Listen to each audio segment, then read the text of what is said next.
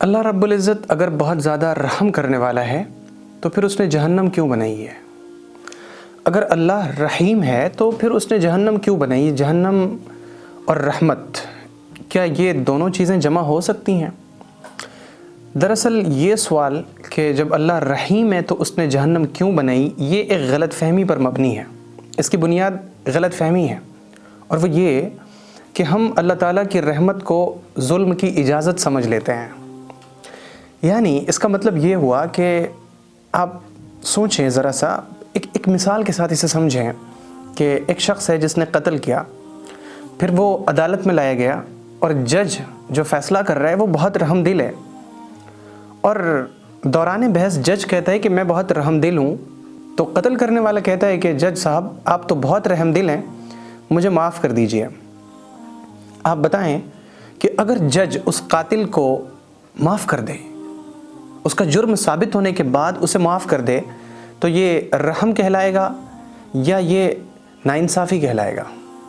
آپ کہیں گے کہ یہ تو بڑی ناانصافی ہو جائے گی۔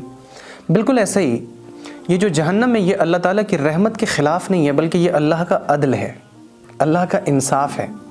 اللہ رحیم ہے اور اللہ رب العزت عادل ہے۔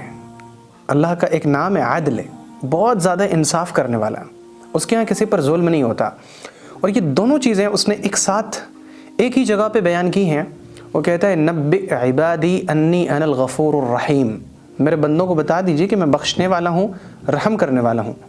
یہاں پہ دو صفت ہے، یہ غفور اور رحیم۔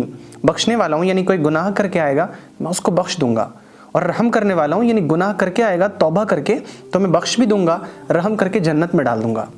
وَأَنَّ عَذَابِي هُوَ الْعَذَابُ الْأَلِيمُ، اور میرا عذاب بڑا دردناک عذاب ہے۔ یعنی اگر کوئی آدمی جرم کرے گا، گناہ کرے گا، ظلم کرے گا، اور جن چیزوں سے میں نے منع کیا ان چیزوں کو کرے گا اور پھر شرمندہ بھی نہیں ہوگا، تو میں اسے عذاب دوں گا۔ اور اس لیے نہیں کہ میں رحیم نہیں ہوں، بلکہ میں عادل ہوں، میں انصاف کرنے والا ہوں۔ جہاں انصاف نہیں ہوتا وہاں پہ ظلم پنپتا ہے۔ اسی وجہ سے اللہ رب العزت نے جہنم بنائی ہے، تاکہ ظالموں کو ان کے ظلم کی سزا دی جا سکے۔ اور یہ جہنم اللہ کی رحمت کے خلاف نہیں ہے، بلکہ یہ اللہ رب العزت کے عدل کا، انصاف کا مظہر ہے۔ میرے خیال سے تو بات واضح ہو چکی ہوگی۔